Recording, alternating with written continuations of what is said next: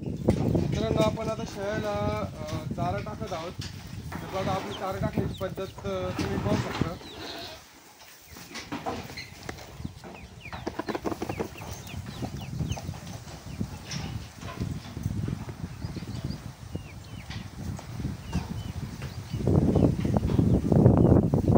आपण त्यांना आता एक प्लास्टिकची कुट्टी टाकली आहे आणि त्याच्यावरतून आपण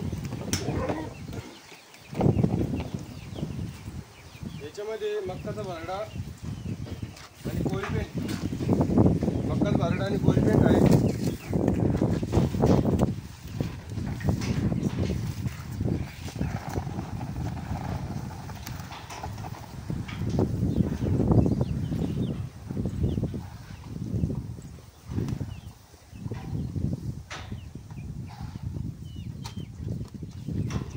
मक्काचा भरडा आणि कोळपेंट टाकलेली. त्याच्यावरतून आपण परत मिनरल मिक्सचर आपण टाकत आहोत.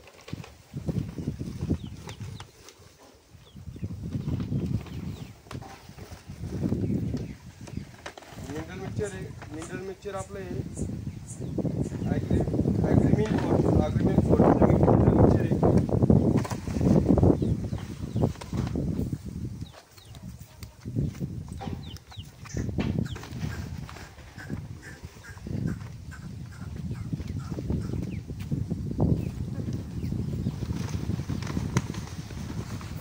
याच्यामध्ये काय होतं, बरेच शेळी पालक म्हणतात आमच्या शेळ्या मिनरल मिक्सचर खात नाही. तर त्याच्यासाठी बघा, मिनरल मिक्सचर आपण कशा पद्धतीनं शेळ्याला द्यायला पाहिजे. कारण की काय होतं, कोणी म्हणतं चाऱ्यावर टाकल्यावर आम शेळ्या खात नाही, खुराकवर टाकल्यावर आम शेळ्या मिनरल मिक्सचर खात नाही. तर त्याच्यासाठी आपण खुराक, चारा मिक्स करून कधी टाकलं तर मिनरल मिक्सचर हे शेळ्या आवडीने खातात.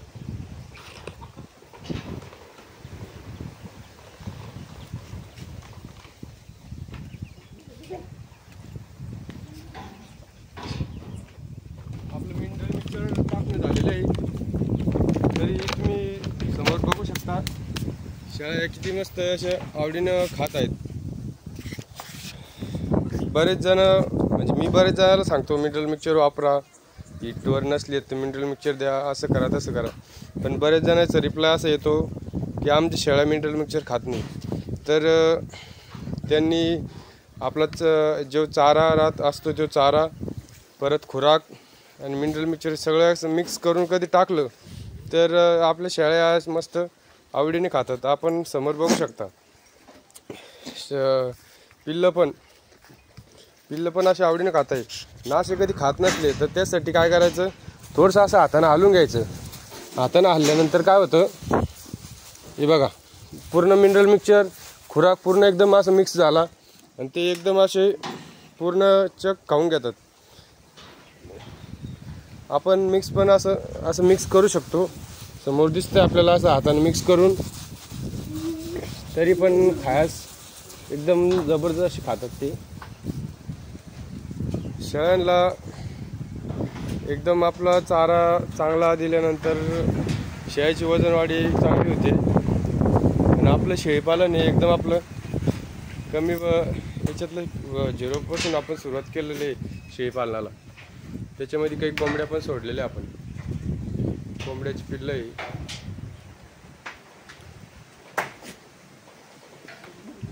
आणि त्यांच्या खाली एकदम असं क्लीन आपण करतो, रोज झाडू मारतो पावसाळ्याच्या दिवसामध्ये. आणि परत झाडू मारल्यानंतर त्यांना खाली आपण गोबा केलेला नाही आहे, हे सगळं मातीचंच खाली आपण नंतर करणार आहोत, गट्टू बसवणार आहोत खाली. आपलं पिल्लं पण आता थोडाफार खुराक खायला लागलेलं आहे. ते आता त्यांना वेगळं कोंडावं लागेल, कारण की ते शेळ्याच्या गव्हाणीमध्ये जाऊन बसत आहे. त्यांना आता वेगळं कोंडणार आहे आपण आज. तोपर्यंत ते तर काही ऐकणार नाही. पिल्लू बघा आपलं किती मस्त झालं, 1 महिन्याची वरती झाला. 10-12 किलो वजन झालं असेल तिचं. 29 तारखेला 1 महिना झाला त्याला. आणि बघा शेळ्या, पूर्ण शेळ्या आपल्या आता प्रेग्नेंट आहे. थोड्या दिवसानंतर आपल्याला पिल्लं भेटतील. थोड्या दिवसानंतर पिल्लं भेटल्यानंतर एकदम आपलं आपण यातल्या आता या 2 फिमेल घरी राहू देऊ, एक मेल आहे त्याच्यामध्ये. आलं कोणी मेल विकून टाकू, फिमेल घरी राहू देऊ. कारण की तेवढंच प्रोडक्शन हे आपलं वाढत चालतं. आपलं फक्त प्रोडक्शन वाढायला पाहिजे. दरवर्षी आपल्याकडे म्हणजे आपलं स्वप्न आहे का 100-50 आपल्याकडे शेळ्या व्हायला पाहिजे. ते आपण पूर्ण बोर असे 100-50 शेळ्या झाल्यानंतर आपण पुढं भविष्यामध्ये कटिंगला पण विकलं तरी काही अडचण येत नाही. तसं कस्टमर तर राहणारच आहे. पुढं कसं पण विकलं तरी अडचण येत नाही. तर आपण शेळ्या वाढवायचा आपला हेतू आहे. आता पुढच्या वेळेस जितक्या फिमेल होईल 10-5 ज्या फिमेल होईल त्या पूर्ण फिमेल आपण घरी ठेवणार आहोत. आणि आपला फार्मचा व्ह्यू आहे. इकडं आपलं चारा व्यवस्थापन खाली दिसतंय. स्मार्ट नेपियर, फुल रेड नेपियर, परत 4G नेपियर. आणि इकडं हे बघा, इकडं दिसतंय तुम्हाला 2 वाफे. याच्यामध्ये दशरथ घास आणि तुत्ती V1 तुत्ती आपण त्यात लागवड केली. चारा व्यवस्थापन, इकडं आपलं शेळीपालन बघा. एकदम असं व्यवस्थित आपलं शेळीपालन आपण करतो.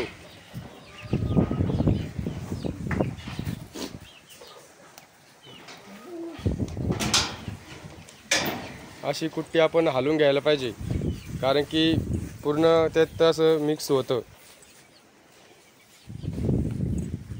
पिलर खाल्या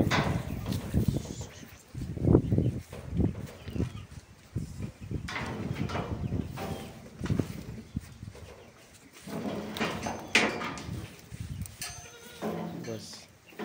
चारा मिक्स करून घेतल्यानंतर मिनरल मिक्सचर पण व्यवस्थित त्यांच्या पूर्ण पोटामध्ये मिनरल मिक्सचर जातं. कुठलाही कण मिनरल मिक्सचरचा वाया जात नाही, कारण की त्यांना भूक लागलेली असती. त्याच्याबरोबर खुराक पण असतो, त्यांच्या आवडीचा पूर्ण चारा टाकलेला असतो. त्याच्यानंतर एकदम असं व्यवस्थित ते पूर्ण खाऊन घेतात.